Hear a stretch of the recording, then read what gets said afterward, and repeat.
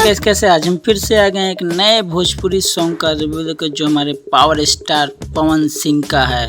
ओढ़नी हटा के तू जान ले बुका। जी हाँ गाइस, ये भी सॉन्ग ओढ़नी पे ही है और जो भी पवन सिंह का ओढ़नी पे सॉन्ग आया है वो तो सुपर डुपर हिट हुआ है। तो इस सॉन्ग को देखते हैं हिट होता है कि नहीं। बात तो सही है।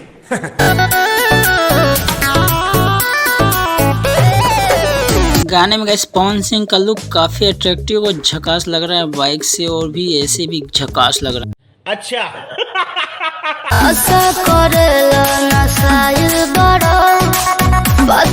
गाने में गाइस जो हीरोइन है उनका भी कॉस्ट्यूम पे काफी ध्यान दिया गया है। अच्छा खासा दिख रही है, मस्त दिख रही है, जबरदस्त। और पीछे का बैकग्राउंड वगैरह भी ध्यान दिखाया गया है, मस्त लग रही है।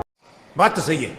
ओवरऑल गाइस गाना सुनने के बाद मेरा पर्सनल ओपिनियन ये है कि गाना अच्छा है, ठीक है, क्योंकि इसमें ज़्यादा ना तो हॉटनेस दिखाया गया और ज़्यादा ही भद्दगी नहीं किया गया। सॉन्ग भी ठीक है, मस्त है, ज़बरदस्त है, आप सुन सकते हैं। ये बड़ी अच्छी बात कही आप।